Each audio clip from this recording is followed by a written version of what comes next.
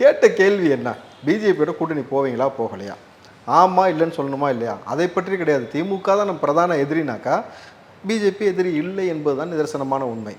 நாளைக்கு பிஜேபி எந்த இடத்துல வைக்கணுமோ வச்சிடலாம். நம்ம ஜெயிக்கிறதுக்கு நம்ம இடத்த தக்க வைக்க தவறிட்டோம்னா நம்ம காணா போயிடுவோம்.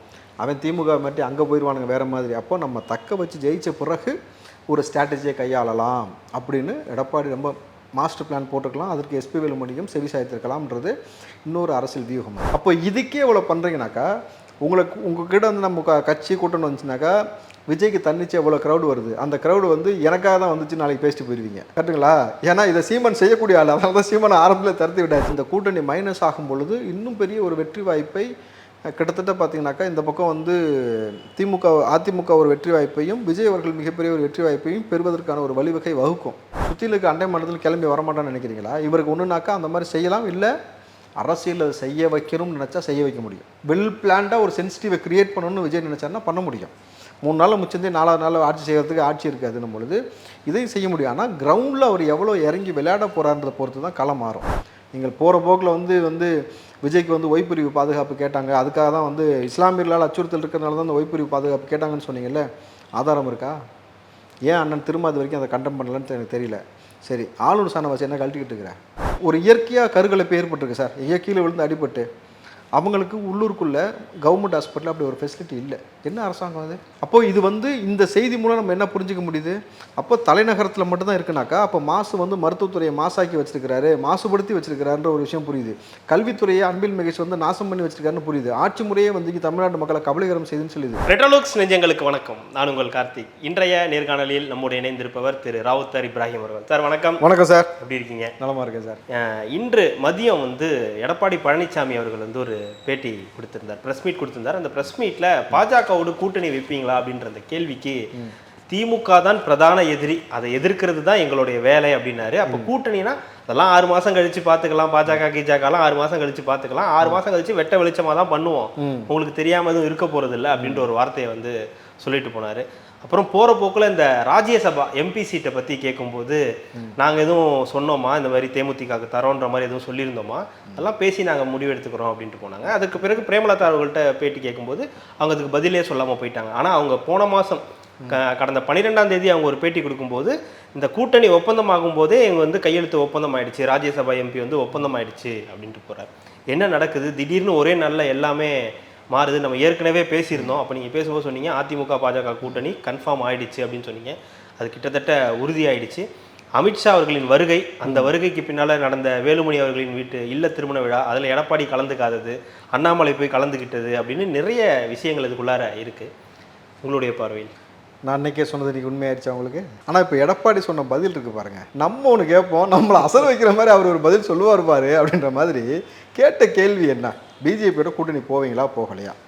ஆமா இல்லைன்னு சொல்லணுமா இல்லையா? அதை பற்றி கிடையாது. திமுக தான் நம்ம பிரதான எதிரினாக்கா பிஜேபி எதிரி இல்லை என்பது தான் நிதர்சனமான உண்மை. இன்றைக்கு எஸ்பி வேலுமணி வீட்டில் நகர்ந்த அந்த கல்யாண நிகழ்வு இருக்கு இல்லையா, அதை விட மிக முக்கியமாக பார்க்கப்படுவது அமித்ஷா வந்த பொழுது நடந்த மீட்டிங்கு. அதை தாண்டி இன்னைக்கு அமித்ஷா கூட பேசியிருக்காரு தெரியுமா? யார்? எஸ்பி வேலுமணி. ஓகே, ஆமாம் பேசியிருந்தார். ஸோ அப்போ ஒரு மீட்டிங்கு, இப்போ ஒரு மீட்டிங்கு. கல்யாணத்து அன்னைக்கு நீங்கள் பார்த்தீங்கன்னாக்கா அண்ணாமலை வந்து ப்ரெசண்ட்டு, எடப்பாடி ஆப்சண்ட்டு இந்த கல்யாண நிகழ்வில். ஸோ இந்த விஷயம் இது எல்லாத்தையும் நீங்கள் சேர்த்து பார்க்கும் பொழுது உங்களுக்கு ரொம்ப யதார்த்தமான ஒரு விஷயம் எதை புரிய வைக்கிறது என்றால், எடப்பாடிக்கு ஒரு ப்ரீத்திங் டைம் கொடுத்துருக்குறாங்க. எஸ்பி வேலுமணியும் பிஜேபியும் சேர்ந்து ஒரு ப்ரீத்திங் டைம் கொடுத்துருக்குறாங்க. அண்ணன் நீங்கள் தலைவராக இருக்கிறீங்களா இல்லை தொண்டராக மாறிக்கிறீங்களா? நல்லா புரிஞ்சுங்க. டைரெக்டாக கிட்டத்தட்ட அதுதான் அது வலியுறுத்துது. ஏன்னா சார் நீங்கள் அதை கூட இன்னொரு விஷயம் பொருத்தி பாருங்கள் சார். நாள் தான் தேனி பெரிய குளத்தில் மிகப்பெரிய பிரம்மாண்டமான ஆர்ப்பாட்டம் வச்சு, மிகப்பெரிய பிரம்மாண்டமான கட் அவுட்டெல்லாம் வச்சு எவ்வளோ பேச்சு பேசினார்.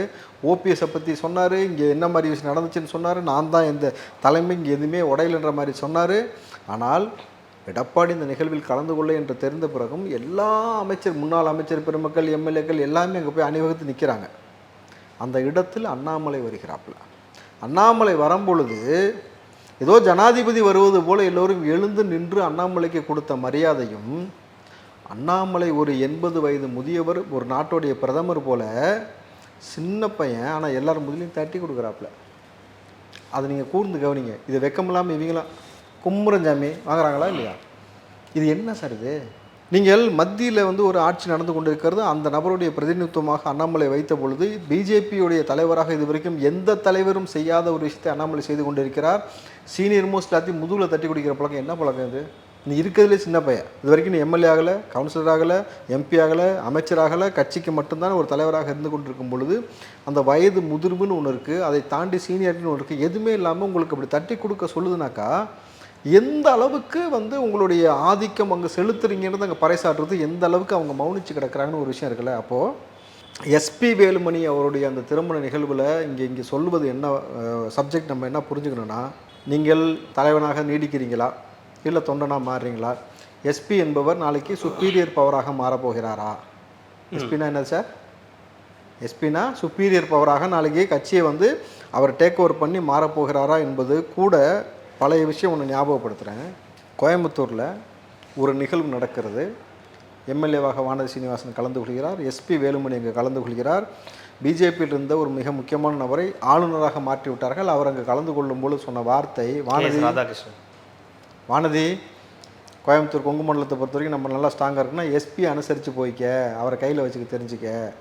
ஸோ எப்போ இருந்து அந்த இணக்கமான ஒரு போக்கு அங்கே போகுதுன்னு உங்களுக்கு புரிதலை. ஏன்னா இவர்கள் அதிமுகவுடைய மனநிலை என்னவாக மாறிவிட்டதுன்னா, இதற்கு மேலும் தோல்வி அடைந்தால் பொலிட்டிக்கல் கெரியர் என்பது நமக்கு இருக்காது. ஏற்கனவே பார்த்திங்கன்னா எவ்வளோ மோசமாக போயிடுச்சுன்னு தெரிஞ்சு போச்சு. இனி தொடர்ச்சியாக தோல்வி அடைக்கும் பொழுது கேடஸ்க்கு வந்து ரொம்ப பெரிய ஒரு பின்னடைவு. ரெண்டாவது விஷயம், ரெட்டலை என்பதை முடைக்கிறதுக்கான வாய்ப்பு வந்துடும். பட் ஆனால் இப்போ இந்த கூட்டணி மூலம் என்ன நடக்கும்னாக்கா, ஓபிஎஸ் ஆட்டோமேட்டிக்காக உள்ளே வந்துடுவாப்பில். ஓபிஎஸ் யாருடைய ஆளும் உங்களுக்கு தெரியும், அமித்ஷா உள்ள வருவார். எதுக்குள்ளே வருவாருன்ற ஒரு கேள்வி இருக்கலாம். அது அதிமுகவா பாஜகவான்ற ஒரு கேள்வி இருக்கு. அவர் சந்துக்குள்ளே கூட வருவார் சார், அவருக்கு அதை பற்றிலாம் பிரச்சனை கிடையாது, வந்துடுவார் கண்டிப்பாக. வந்து அவர் எந்த லேபிளில் வருவார் உங்களுக்கு தெரியும். அவர் எந்த பிஜேபி லேபிளில் வரமாட்டார், பிஜேபி லேபிள் ஒட்டப்பட்ட அதிமுக நபர் அவர், அப்படி வந்துடுவார். ரெண்டாவது பார்த்தீங்கன்னா அவருடைய முதல் எடப்பாடியோட கோரிக்கை அதானே, இவங்களை சேர்க்கவே கூடாது. அவர் இந்த விஷயத்து கூட ஒத்து போவார், கூட்டணின்ற விஷயத்து கூட அவர் வந்து இப்போ கிட்டத்தட்ட அந்த நிலைக்கு வந்துட்டார். ஆனால் இந்த போனவர்களை திருப்பி சேர்க்கணுன்றதுல ஒரு உறுதியாக இருக்காரு, கூடாது அப்படின்ற உறுதியாக இருக்காரு. உங்களை சேர்த்துக்கிறதா இல்லைன்றதுலேயும் அங்கே பிரச்சனையாக போயிட்டு இருக்கணும் பொழுது உங்கள் உறுதித்தன்மையெல்லாம் அங்கே இல்லை சார். அவங்க இறுதியாக ஒரு முடிவு எடுத்துட்டாங்க. ஏன்னா ஓபிஎஸ் சொன்னது அமித்ஷா சொன்னார் ஒன்று சேர சொல்லியிருந்தான், நல்லா புரிஞ்சுக்கங்க. ரெண்டாவது அண்ணாமலை அண்ணன் கூட கேட்டுக்கிட்டாரா? அண்ணாமலை அண்ணன் ஐயோ கருமத்தை. சரி, அது ரெண்டு. மூணாவது, இந்த ஆட்சியின் மீது நம்பிக்கையில்லா தீர்மானம் கொண்டு வரப்பட்ட பொழுது, நம்பிக்கை பெரும்பான்மையை நிரூபிக்கணும்னு நினைக்கும் பொழுது எதிர்த்து ஓட்டு போட்டவர் தான் ஓபிஎஸ் ஆட்சியை கலைக்கிறதுக்கு. அப்போ அவர் யாருடைய பிரதிநிதின்னு உங்களுக்கு புரிஞ்சுக்கங்க. சசிகலா உள்ளே வருவாங்க, சரி, இவங்க ஒன்று சேரும் பொழுது. மூணாவது, டிடிவி கட்சியை கலைக்கிறதுக்கான முடிவில் இருக்கிறாப்புல. கலைச்சிட்டு பழையபடி ஏடிஎம்கேக்குள்ளே வந்து ஒரே கட்சியாக ஒன்றிணைய வரும். அதுக்கப்புறம் ரெட்டலைன்றது கன்ஃபார்ம் ஆயிரும். அது வரைக்கும் ரெட்டலை கன்ஃபார்ம் ஆகாது, அதுக்கப்புறம் கன்ஃபார்ம் ஆயிரும். ஸோ சுப்பீரியராக நீங்கள் இருக்கிறீங்களா இருக்க மாட்டிங்களா, உங்களை வச்சு நாங்கள் அப்படியே மூவ் பண்ணி போகட்டுமா வேணாமான்றது தான் எடப்பாடிக்கு ஒரு ப்ரீத்திங் டைம் கொடுத்துருக்குறாங்க. இப்போ அதற்கேற்ப ஏதோ ஒரு நிகழ்வில் கலந்துக்கிட்டாங்க, ஈஷாவில் ஏதோ ஒரு கல்யாண நிகழ்வில் கலந்துக்கிட்டாங்கன்னா ஓகே, மறுபடியும் இன்றைக்கி போய் எஸ்பி பார்த்துருக்கிறார் சார். ஸோ அரசியலில் அடுத்த நிகழ்வு ரொம்ப முக்கியமானது. அப்போது 18% வாங்கின அந்த பிஜேபி அலையன்ஸ் அப்படியே நிற்கிது. இந்த பக்கம் ஒரு திமுகவுடைய ஓட்டு சதவீதம் குறைந்திருக்கிறது, அதிமுக குறைவே இல்லை. அப்போ இந்த 25% வரைக்கும் இந்த ஓட்டு ப்ளஸ் இந்த 18 சேர்ந்தாக்கா நம்ம ஜெயிப்பதற்கு இன்னும் மேஜராக வந்து இங்கே ரோல் யார் ப்ளே பண்ண போகிறா தெரியுமா? விஜய். இவங்க ஜெயிக்கிறதுக்கு அது ஒரு மேஜர் ரோல் ப்ளே ஆகும். என்னன்னா, இந்த அலையன்ஸ்க்கு நிச்சயமாக வந்து பிஜேபி ஏடிஎம்கே அலையன்ஸ் போயிடுச்சுனாக்கா நிச்சயமாக சிறுபான்மை ஓட்டு அங்கே போட மாட்டாங்க. ஒன்றுமே செய்யாமல் அந்த ஓட்டை வந்து கன்சால்டேட் பண்ணிட்டு இருந்தது திமுக மேலே கொலகானில் எல்லாருமே இருக்கிறாங்கன்னு உங்களுக்கு தெரியும். இஸ்லாமிய சிறை கைதிகள் விடுதலையில் எத்தனை வாட்டி வந்து நாடகம் மாட்டி 4 முறை அஃபிடவிட் தாக்கல் செஞ்சதுலேருந்து இப்போ வரைக்கும் நடக்கக்கூடிய மோசமான ஆட்சிக்கு அப்போது அந்த சிறுபான்மை ஓட்டு ஒட்டுமொத்தமாக விஜயின் பக்கம் கன்சால்டேட் ஆகும். டிசைடிங் ஃபேக்டர் அந்த சிறுபான்மை ஓட்டு இந்த பக்கம் போகும்பொழுது ஓட் முழுமையாக அவர் கைப்பற்றுவாருங்களா?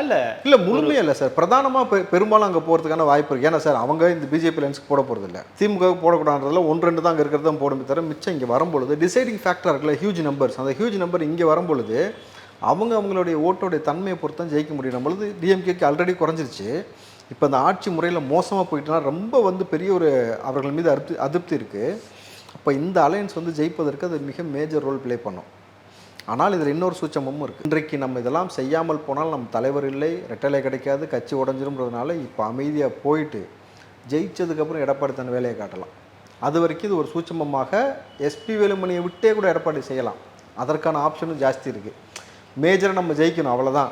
ஜெயிச்சுட்டு அதுக்கப்புறம் பாஜகவை பார்த்துக்கலாம், ஃபேஸ் பண்ணிக்கலான்ற மாதிரி 100% சார். ஏன்னாக்கா பாஜக நீ என்ன தான் கூட்டணிக்கு வந்தாலும் உனக்கு எவ்வளோ ஓட்டு விழுன்னு எங்களுக்கு தெரியும். தமிழ்நாட்டுக்குள்ளே மிஞ்சி போனால் 3 சீட்டு 4 சீட்டு எங்களை வச்சு நீ சவாரி பண்ணுவேன். நாங்களே உங்களை எப்படி எங்கே அடித்து தோக்க வைக்கணும்னு எங்களுக்கு தெரியும். அப்படின்ற பொழுது நமக்கு ஜெயிப்பது முக்கியம். அதனால் இன்றைக்கு அந்த சதவீதத்தை வைத்து ஜெயித்து விட்டு நாளைக்கு பிஜேபி எந்த இடத்துல வைக்கணுமோ வச்சிடலாம். நம்ம ஜெயிக்கிறதுக்கு நம்ம இடத்த தக்க வைக்க தவறிட்டோம்னா நம்ம காணா போயிடுவோம். அவன் திமுக மாட்டி அங்கே போயிடுவானுங்க வேறு மாதிரி. அப்போ நம்ம தக்க வச்சு ஜெயித்த பிறகு ஒரு ஸ்ட்ராட்டஜியை கையாளலாம் அப்படின்னு எடப்பாடி ரொம்ப மாஸ்டர் பிளான் போட்டுக்கலாம். அதற்கு எஸ்பி வேலுமணியும் செவி சாய்த்திருக்கலாம்ன்றது இன்னொரு அரசியல் வியூகம். அது நீங்கள் கோயம்புத்தூர் கொங்கு பெல்ட்டை வந்து ஏடிஎம்கே கோட்டையாக இருந்ததை ஒரு பக்கம் செந்தில் பாலாஜி உடைச்சார்னா, இன்னொரு பக்கம் கமலஹாசன் உள்ளே வந்து காமெடி பண்ணார்னா, இன்னொரு பக்கம் நீங்கள் அந்த பக்கம் வந்து பெரிய ஒரு வேலை பண்ணிகிட்ருக்கீங்க. கோயம்புத்தூர் சைடு ஃபுல்லாக வந்து இந்த பிஜேபியோடைய வந்து வேறு மாதிரி போகுது. அண்ணாமலை வந்ததுக்கப்புறம் சீனியர் மோஸ்ட் நபர்களுக்கு இங்கே மரியாதை இல்லை. நல்லா புரிஞ்சுக்கோங்க சார். யாரை வேணாலும் என்ன வேணாலும் பேசலான்ற கலாச்சாரத்தை உருவாக்கியவர் அண்ணாமலை. யாரை வேணாலும் மிரட்டலாம்ன்றதை இது வரைக்கும் எந்த பிஜேபி நபரும் செஞ்சது அண்ணாமலை. இன்றைக்கு நிதர்சனமாக திருப்பரங்குன்றம் இதெல்லாம் நீங்கள் எவ்வளோ பெரிய உதாரணம் பார்ப்பீங்க. எவ்வளோ சமூகத்தில் ஒரு பதட்டம் ஏற்படுதுங்கிற பொழுது அப்போ நாளைக்கு பிஜேபி எதை வேணுமானாலும் செய்யும்ன்ற ஒரு நோக்கில் இருக்கும் பொழுது அதிகாரம் இல்லாதனால தான் இந்த பிரச்சனை. அதிகாரம் நம்ம கைக்கு வந்ததுக்கப்புறம் நான் தான் சிஎம், நீ இடி அனுப்பு, நீ வந்து எதை வேணாலும் அனுப்பிச்சுக்க, நான் ஃபேஸ் பண்ணிக்கிறேன். பட் நீ நாளைக்கு நான் தான் இங்கே சிஎம்மாக இருக்கும்பொழுது உன்னுடைய ஆட்டம் இங்கே எடுபடாமல் போவதற்கு என்ன செய்யணுமோ செய்வேன். அன்னைக்கு பெரும்பான்மை நிரூபிக்கிறதுக்கு நாளைக்கு விஜயை கூப்பிடலாம். அவர் கையில் ஒரு குறிப்பிட்ட நம்பர் ஸ்டார்ட் இருக்கும்போது அவங்கள கூப்பிடலாம். சில உதிரி கட்சிகள் எல்லாத்தையும் கூப்பிடலாம். நான் பார்த்துக்கிறேன் அப்படின்றதுக்காக இன்றைக்கி மெஜாரிட்டியாக ஜெயிச்சிட்டோன்னு வச்சுங்களேன். பெரும்பான்மை இவங்க ஜெயிச்சிட்டாங்க. கூடுதல் பலத்தோடு எக்ஸ்ட்ரா சில கட்சிகள் வரும்பொழுது பிஜேபி தமிழ்நாட்டுக்குள்ளே என்ன செய்து விடும்னு ஒரு இது இருக்கும் இல்லையா? இல்லை, இப்போது அதிமுக, பாஜக, பாமக, தேமுதிக அப்படின்றது ஒரு வலுவான கூட்டணியாக இருக்கிறதுக்கான வாய்ப்புகள் என்னவா இருக்குன்னு பார்க்குறீங்க? ஏன்னா பாஜக மேலே ஏற்கனவே நிறைய கோபங்கள் இருக்குது. இங்கே தமிழ்நாட்டில் அவங்களுக்கான வாய்ப்புகள்ன்றது மிக மிக குறைவாக இருக்கும்போது அதிமுக தாவேகா கூட்டணி தான் பெரும்பாலும் பேசப்பட்டது. இது வந்து ஒரு வெற்றி கூட்டணியாக இருக்கும்ன்றது. அப்போ தாவேகா இல்லாமல் பாஜக, பாமக, தேமுதிகன்னு போகும்போது அந்த கூட்டணி எவ்வளோ வலுவானதாக இருக்கும்? திமுகவுக்கு டஃப் கொடுக்குற ஒரு வலுவான கூட்டணியாக இருக்கும். பாட்டாளி மக்கள் கட்சிக்கு சாலிடாக ஒரு சில தொகுதிகளில் ஹியூஜ் நம்பர்ஸ் இருக்குது. ரெண்டாவது, பாட்டாளி மக்கள் கட்சிக்கு வேறு ஆப்ஷனும் கிடையாது. வேறு ஆப்ஷன் கிடையவே கிடையாது. ஏற்கனவே பார்த்தீங்கன்னாக்கா அவங்க அப்பாவுக்கும் பிள்ளைக்கும் எவ்வளோ பெரிய சர்ச்சை போயிருக்குன்னு நீங்கள் பார்த்துருப்பீங்க. ஸோ முன்னாடியே கூட்டணி தவறாக முடிவு பண்ணிட்டுன்னு சொன்னதும் அதுக்கு அடுத்தடுத்த சில விஷயங்கள் அந்த வழக்குகள்லாம் இருக்குது, பல விஷயங்கள் இருக்குனால அவங்களுக்கு வேறு சாய்ஸ் கிடையாது. நம்பர் 1. தேமுதிக கொஞ்சம் தனியாக வந்துட்டாலும் என்ன பேசுனா விஜய் பிரபாகரன் தான் முதலமைச்சர்னு சொல்லும். எங்கள் தலைமையை தான் வரணும்னோ, நாங்கள் இத்தனை ஆண்டு கட்சின்னோம். அதெல்லாம் ஒரு காலம். அன்றைக்கி விஜயகாந்த் இதை பேசலாம், விஜய் பிரபாகரன் அதை பேச முடியாது. ஏன்னா நினைவுபடுத்துகிறேன், விஜயகாந்தோடைய கட்சியில் சுதீஷ் எவ்வளோ மிக முக்கியமான நபராக பார்க்கப்படுகிறார்னு உங்களுக்கு தெரியும். பிரேமலதாவுடைய சகோதரர். விஜயகாந்த் இருந்த பொழுது எல்லா தலைவர்களை சந்திக்கும் மிக முக்கியமான இடத்துக்கு அவர் தான் அனுப்புவாங்க. போயிட்டு இருந்தார். அவர் கட்சியோட கொடி நாளுக்கு ஒரு பதிவு போகிறார் சார். 1500 வியூஸ் கூட போல், வியூஸே போல். ரீட்வீட் எத்தனை பேர் அப்போ பண்ணியிருப்பான் நீங்கள் பாருங்கள். லைக் எவ்வளோ பண்ணியிருப்பான்னு பாருங்கள். உங்கள் விஜயகாந்த் என்ற ஒரு ஐக்கானுக்குத்தான் அவ்வளோ பெரிய முக்கியத்துவம், மரியாதை. அவருக்குத்தான் அன்றைக்கி அவ்வளோ பெரிய கூட்டம் இறுதி சடங்குகளில் கூடிச்சுனாக்கா அவருக்குத்தானே தவிர உங்களுக்கு கிடையாது. பொழுது இவர்களை பிரதானமாக வந்து பேச விட்டுறக்கூடாதுன்னு தான் இன்றைக்கி எடப்பாடி ஒரு அடி அடிச்சிருக்காரு. பார்த்தீங்களா?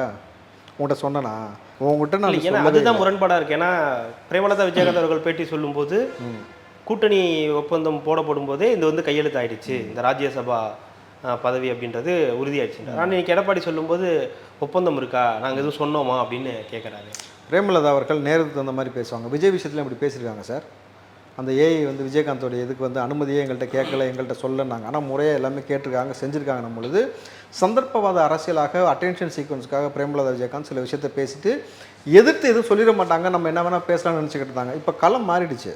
நீ சொல்லலை, பேசாமல் ஓரமாக உட்காரதான் உட்காரல, ஏஞ்சின்னு வெளியே போகிறதா போய்க்கு, எனக்கு ஒன்றும் பிரச்சனை இல்லைன்ட்டாரு. அப்போது நீங்கள் எங்கே போவீங்க? திமுக கிட்ட. திமுக கிட்ட போங்க, ஒன்றும் பிரச்சனை இல்லை. திமுக கிட்ட போனேன்னு அதோட முடிஞ்சு போச்சு. இப்போவே முடிஞ்சு போன மாதிரி நீங்கள் திமுக கூட போகிறதுனால பெரிய கட்டமைப்புலாம் உங்களால் அங்கே உருவாக்கிட முடியாது தெரியுமா? விஜயகாந்தை விட மோசமாக பேசுவான் விஜய் பிரபாகரன். திமுக நீ போயிட்டு நான் சொல்கிறத நீ கேள்னா கேட்பாங்களா? அந்த அந்த அந்த பையனை நம்ம குறை சொல்கிறதுக்கு ஒன்றும் இல்லை, சின்ன பையன், செல்லமாக வளர்த்துட்டாங்க. ஸோ விஜயகாந்தோடைய ஹியூஜ் மாஸை பார்த்துட்டான். தன் அப்பாவுக்கு இவ்வளோ பெரிய மாஸ் சினிமாலையும் வந்து அரசியல் இருக்கணும் பொழுது அந்த அரசியல் களம் என்பது புரியாமல் ஒரு உணர்ச்சி வசப்பட்டு பேசுறது, அது யதார்த்தத்தை இப்போ உணர்ந்துருப்பாப்புல. இங்கே என்ன நினச்சாங்கனாக்கா, இந்த அலையன்ஸில் போய் கூட விஜய் பிரபாகரன் தோற்று போனதை நம்ம பார்த்துட்டோம் பொழுது அவங்களுக்கான இண்டிவிஜுவாலிட்டியை இழந்துட்டாங்க. இதுக்கு மேலே கட்டமைக்கணும். விஜய்கிட்ட போகலாம்ல. விஜய் தனியாக தான் இருப்பார். அப்போ இவங்கெல்லாம் கூட்டணி அமைச்சிட்டாங்கன்னா இவங்க வெளியே போகிறாங்கன்னா விஜய்கிட்ட போக போகிறாங்க. சீமானவே போடான்ட்டாரு. புரியுதா உங்களுக்கு? கதற விட்டாங்க. இந்த பையலை கூப்பிட்டு வச்சு என்ன செய்ய போகிறாங்க? அவன் என்ன சொல்லுவான்? விஜய்கிட்ட நான் தான் சிஎம் கேண்டேன்னுவான். சார் நான் திரும்பவும் சொல்கிறேன், இந்த விஜய பிரபாகரன் நம்பி நம்ம எதுவுமே ஒன்றுமே செய்ய முடியாது கட்சிக்குன்னு தெரியும். புரியுதுங்களா?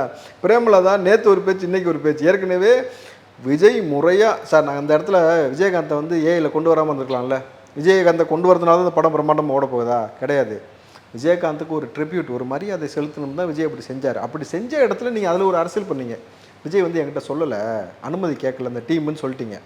அப்போ இதுக்கே இவ்வளோ பண்ணுறீங்கனாக்கா, உங்களுக்கு உங்ககிட்ட வந்து நம்ம கட்சி கூட்டணும் வந்துச்சுனாக்கா, விஜய்க்கு தன்னிச்சு எவ்வளோ க்ரௌடு வருது, அந்த க்ரௌடு வந்து எனக்காக தான் வந்துச்சு நாளைக்கு பேசிட்டு போயிடுவீங்க. கரெக்டுங்களா?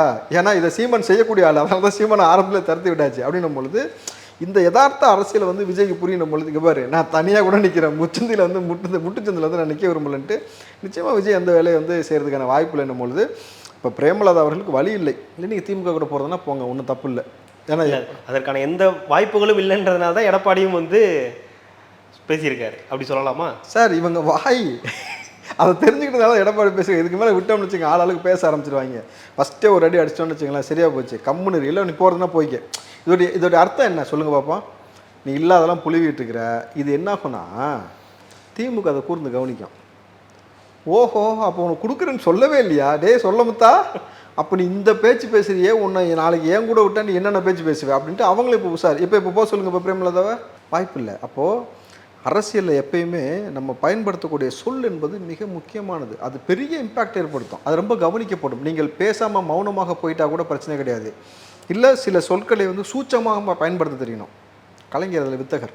அந்த விஷயம் நம்ம அவர் பேசலாம். எல்லாரும் வந்து உங்களை வந்து ஆண்டவரேன்னு சொல்கிறாங்கன்னும் போது, ஆம் நான் நாட்டை ஆண்டவர்னு சொன்னார். ஸ்ட்ராட்டஜிக்கலாக எப்படி அதை பேசணும்னு கையாளணும்னு அவருக்கு தெரியும். அந்த சூட்சமம்லாம் இப்போ உள்ள தலைமுறைகளுக்கு தெரியாது. குறிப்பாக நம்ம அப்பப்பா யாருக்குமே அவங்களெலாம் தெரியவே தெரியாது. அப்படின்னும் பொழுது இந்த கூட்டணி என்பது நாளைக்கு திமுகவை பெரிய நெருக்கடிக்கு ஏற்படுத்தும்.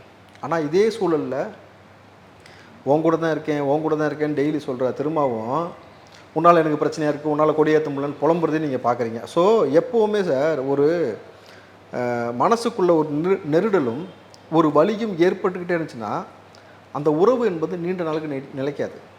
எல்லா உறவுகளையும் நீங்கள் சொல்கிறது திமுக விசிக உறவு நீடிக்காதுன்னு சொல்ல வரீங்க. எல்லா உறவுகளுக்கும் பொருந்தும். அது பொதுவாக ஒரு குடும்பத்துக்குள்ளே எடுத்துக்கோங்க, ஒரு ஆஃபீஸில் எடுத்துக்கங்க, எங்கேயுமே நீங்கள் சொல்கிற அந்த சொல்லுடைய இந்த இதுக்கு பொருந்துதுன்றீங்க. அதாவது கூடிய சீக்கிரம் டைவர்ஸ் ஆகிறதுக்கு வாய்ப்பு இருக்குன்னு சொல்கிறேன். நீங்கள் மனைவி போல் இருந்தால் 28ஆம் தேதி நடந்த அப்போ ஃபங்க்ஷனை பார்க்கலன்னு அர்த்தம். என்ன சார்? என்ன அவருடைய பிறந்தநாள் விழாவை நீங்கள் பார்க்கலன்னு அர்த்தம். யாருடைய பிறந்தநாள்? சிஎம் அவர்களோட ஸ்டாலின் அவர் கொண்டாட மாட்டேன்னு சொன்னார். கொண்டாடினாரா என்ன? கூட்டணி கட்சிகள் 23 பேரும் மேடையில் இருந்தாங்க, பார்த்தீங்களா? 23ஆம் புலிகேசின்றது இதுதானா? 23 கூட்டணி கட்சி தலைவர். அதான் சார் 23ஆம் புலிகேசி மாதிரி பிறந்த நாள் கொண்டாட்டத்திற்கு வந்து சார் ஒரு திருமணத்திற்கு போனால் வாழ்த்துவோம், சோறு சாப்பிடுவோம். இங்கே வந்தவன் ஒன்றுமே வாழ்த்தாமல் வயிற்றுல கைக்கிட்டு இருந்தாங்க. ஒரு பய விஜய் பேசாமல் இல்லை. நீங்கள் கவனிச்சிங்களா? அதில் ஏண்டா எனக்கு பிறந்த நாள்ரா, என்னைய வாழ்த்துக்கடா, டே எனக்கு வாழ்த்துக்கடான்ற மாதிரி ஆகிப்போச்சு அவர் நிலைமை. ஸோ எல்லாருக்கும் திட்டமிட்டு ஒரு அஜெண்டா கொடுக்கப்பட்டதே தவிர, சரி பிறந்த நாளில் புகழ்ந்தீங்க, அதுக்கப்புறம் ஏன் வந்து கொடியேற்றவில்லைன்னு சொன்னீங்க? யார்கிட்ட சொல்லியிருக்கணும்? ஊடகத்தில் சொல்லணுமா? பப்ளிக் மீட்டிங்கில் பேசணுமா? நீங்கள் ஸ்டேட்டாக ஸ்டாலின்ட்டில் சொல்லியிருக்கணும். ஸ்டாலின் தான் உங்களை நெருக்கடி படுத்துறான்னு உங்களுக்கு தெரியுது. அப்போது இந்த நெருடல் இவங்களுக்கும் இருக்குது, காங்கிரஸுக்கும் இருக்குது. அதிகார பகிர்வில் காங்கிரஸுக்கும் ஆசை இருக்குது, அதிகார பகிர்வில் வந்து நமக்கும் ஆசை இருக்குது. தமிழ்நாடு காங்கிரஸ் சொல்கிறீங்களா? செல்வ பிறந்தை சொல்ல, தமிழ்நாடு காங்கிரஸுக்கு சொல்கிறேன். ஆமாம், தமிழ்நாடு காங்கிரஸ் அவங்க சொல்கிறது என்ன சொல்கிறாங்க? அடுத்த 1/4 நூற்றாண்டுக்கு ஸ்டாலின் அவர்கள் தான் முதலமைச்சர் அப்படின்றாங்க. 1/4 நூற்றாண்டுக்கு இல்லை சார், இன்னும் ஒரு வருஷமே செல்வ பிறந்தை தாங்க மாட்டாராங்க. அது தெரியுமா உங்களுக்கு? அதனால தான் 30 பேர் கையெழுத்து போட்டு மாவட்ட செயலர்கள் மேலே கொண்டு போய் கம்ப்ளைண்ட் பண்ணிட்டு வந்துட்டாங்க. இவர் வந்து காமராஜர் ஆட்சின்னு சொல்லிட்டு சுற்றுலார் நம்மளை கேவலப்படுத்திட்டு இருக்காருன்னு சொல்லிட்டு அதனால் வந்து அவர் மாற்றப்பட்டுவார்னு வச்சுங்க. காங்கிரஸை பொறுத்த வரைக்கும் சரி, நீங்கள் பிஜேபியை பொறுத்த வரைக்கும் வேணால் 3 வருஷத்துக்கு ஒரு தலைவர்ன்ற பாலிசியை வந்து அண்ணாமலையை வச்சுட்டு நீங்கள் மாற்றலாம். பட் காங்கிரஸ் அப்படி மாற்றாதுன்னும் பொழுது நாளைக்கு இந்த நெருடல்கள்லாம் இருக்குது. அப்படின்னும் பொழுது இது எல்லாமே மாறுவதற்கான ஒரு வாய்ப்பு இருக்குது. அப்போது இந்த கூட்டணி மைனஸ் ஆகும் பொழுது இன்னும் பெரிய ஒரு வெற்றி வாய்ப்பை கிட்டத்தட்ட பார்த்தீங்கன்னாக்கா இந்த பக்கம் வந்து அதிமுக ஒரு வெற்றி வாய்ப்பையும் விஜய் அவர்கள் மிகப்பெரிய ஒரு வெற்றி வாய்ப்பையும் பெறுவதற்கான ஒரு வழிவகை வகுக்கும். விஜய்க்கு என்ன வெற்றி வாய்ப்பு இருக்குது? விஜய்க்கு நீங்கள் அதாவது விஜய் வந்து அதிமுக கூட போகும்போது ஒரு வெற்றி வாய்ப்பு சொல்லப்பட்டது.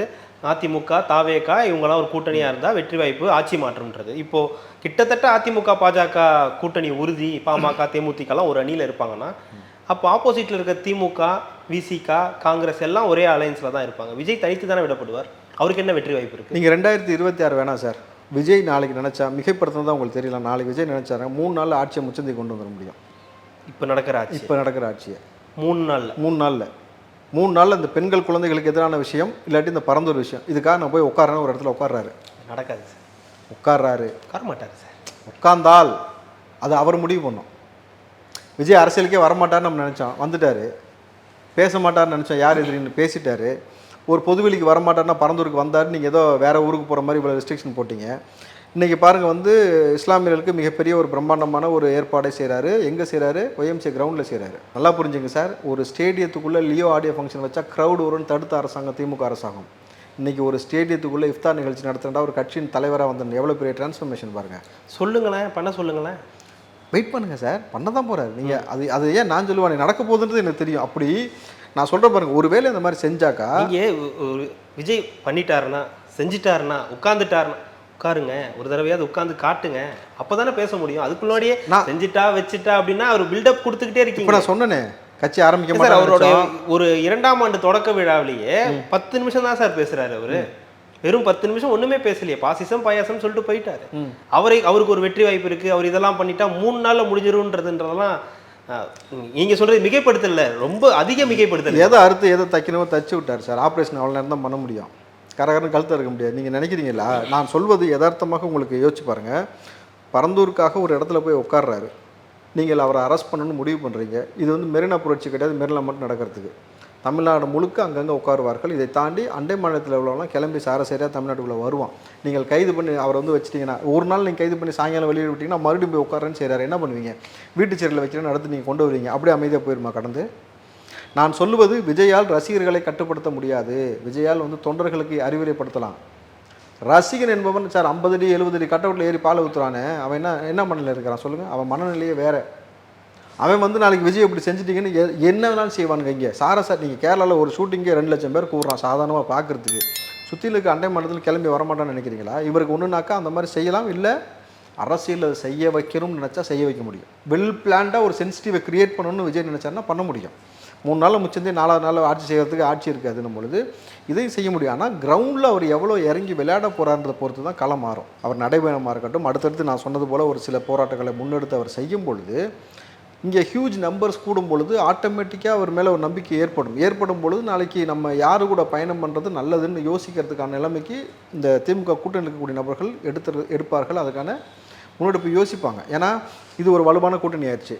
இந்த திமுக எவ்வளோ மோசமான ஒரு ஆட்சி இந்த 4 வருஷம் செஞ்சுருக்குன்றது எலெக்ஷனுக்கு வரும்பொழுது எதையெல்லாம் திமுக செஞ்ச மோசமான விஷயத்தை வந்து பட்டியலிட்டு விஜயும் சரி அதிமுகவும் சரி பேசுவதற்கு 1000 விஷயம் இருக்கும்.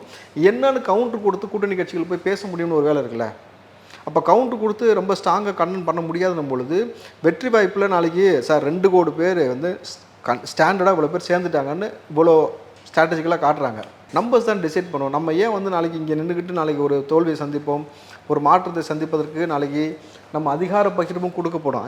5 சீட் நம்ம ஜெயிச்சா கூட, இப்போ விடுதலை சிறுத்தை வந்தாங்கன்னா 5 சீட் நம்ம ஜெயிச்சா கூட அந்த 5 சீட்டில் நமக்கு அதிகார பகிர்வு கிடைப்பதற்கான வாய்ப்பு இருக்குன்ற பொழுது நம்ம ஏன் வரக்கூடாதுன்னு ஒரு டிசைடிங் ஃபேக்டராக மாறுவாங்கல்ல.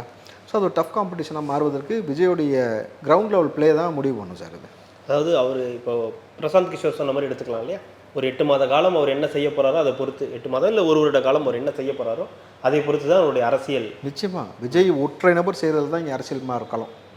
அவர் இறங்கி செய்ய களம் மாறும். அதற்கான திட்ட வடிவம் வந்து அவங்க செஞ்சுக்கிட்டே தான் வரணும். ஏன்னா இந்த இஃப்தார் நிகழ்ச்சி நடத்துகிறதே நீங்கள் பார்த்தீங்கன்னாக்கா ரொம்ப ஸ்ட்ராட்டஜிக்கல் மூவாக தான் நான் பார்க்குறேன். ஏன்னாக்கா அது சாதாரணமாக வழக்கம் போல் ஒரு கல்யாண மண்டபத்தில், ஏன்னா விஜய் இது செய்கிறது முதல் முறை கிடையாது.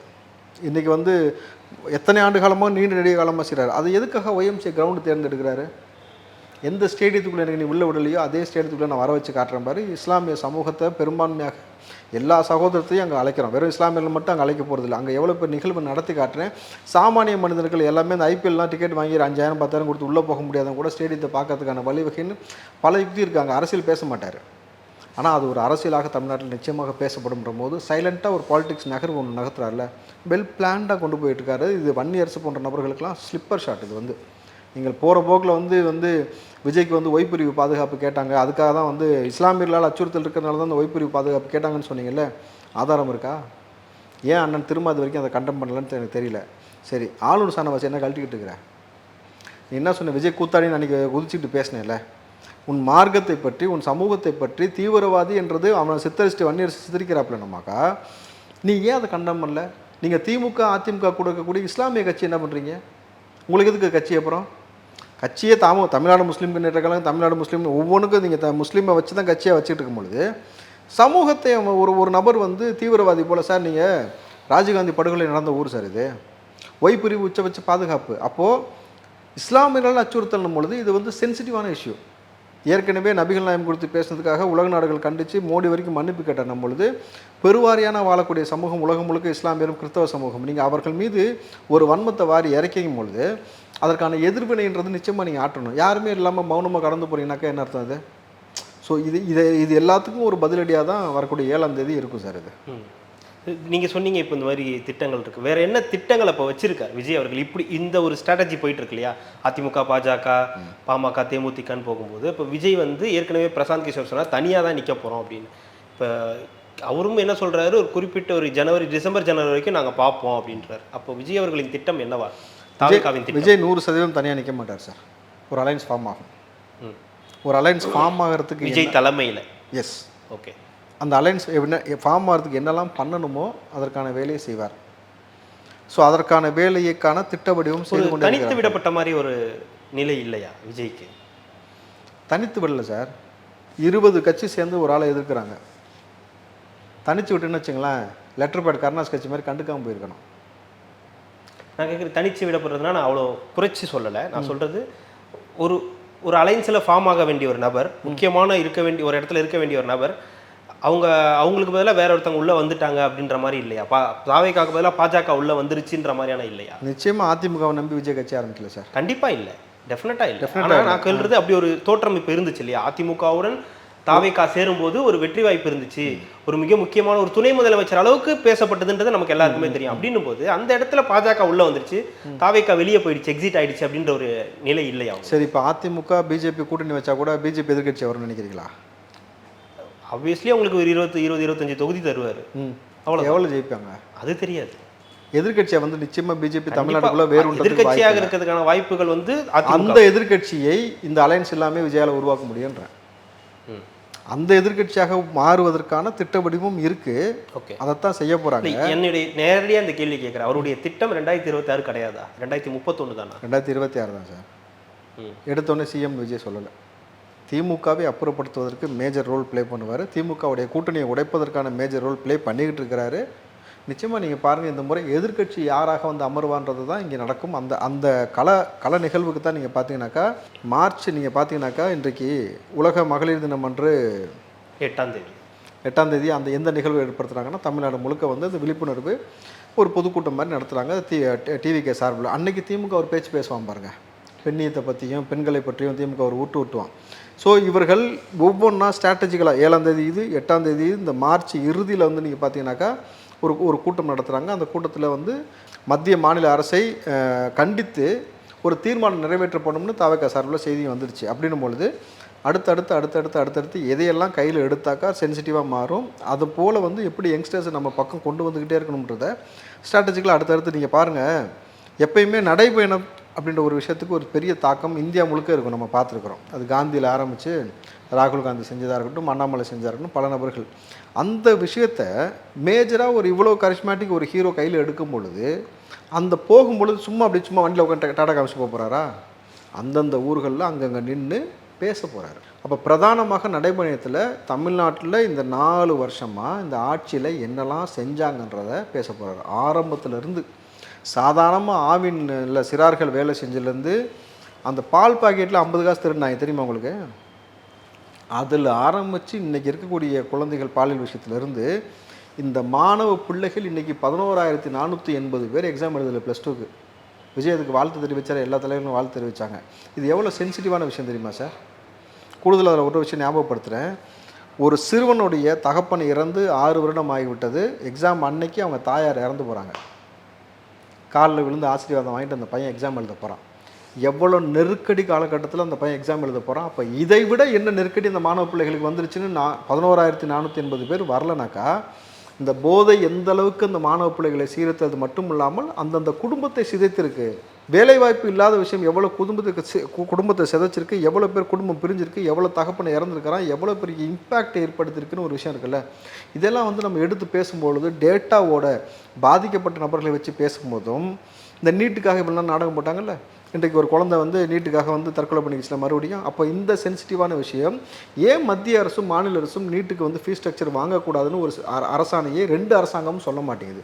ஏன் இதை வச்சு இவ்வளோ ஒரு பணத்தை வந்து ஹியூஜ் நம்பர் ஆஃப் மணி வந்து இவங்க வந்து கன்சல்டேட் பண்ணிக்கிட்டே இருக்கிறாங்க. ஒரு கர்ப்பிணியோட கருவில் இருக்க குழந்தைகள் வந்து இறந்து போகும் பொழுது, சார் இன்றைக்கி தயால் அம்மாள் வந்து ஹாஸ்பிட்டலுக்கு போயிருக்கிறாங்கனாக்கா அது அவங்களுடைய சாய்ஸ். பட் சாமானிய மனிதர்களுக்கு அது சாய்ஸ் கிடையாது. ஒரு இயற்கையாக கருகலைப்பு ஏற்பட்டிருக்கு சார், இயற்கையில் விழுந்து அடிபட்டு அவங்களுக்கு உள்ளூருக்குள்ள கவர்மெண்ட் ஹாஸ்பிட்டல் அப்படி ஒரு ஃபெசிலிட்டி இல்லை. என்ன அரசாங்கம் அது? அப்போது இது வந்து இந்த செய்தி மூலம் நம்ம என்ன புரிஞ்சிக்க முடியுது? அப்போ தலைநகரத்தில் மட்டும்தான் இருக்குனாக்கா அப்போ மாசு வந்து மருத்துவத்துறையை மாசாக்கி வச்சிருக்கிறாரு, மாசுபடுத்தி வச்சிருக்கிறாருன்ற ஒரு விஷயம் புரியுது.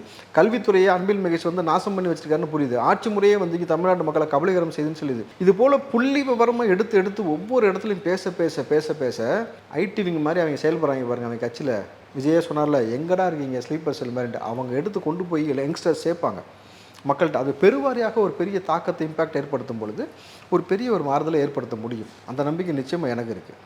கண்டிப்பாக சார், தொடர்ந்து பேசலாம். மிக்க மகிழ்ச்சி. உங்களுடைய நேரத்தை ஒதுக்கி எங்களுக்காக பல்வேறு தகவல்களை பகிர்ந்தமைக்கு ரெட்டலோகத்தின் சார்பாக மிக்க நன்றி. நன்றி சார்.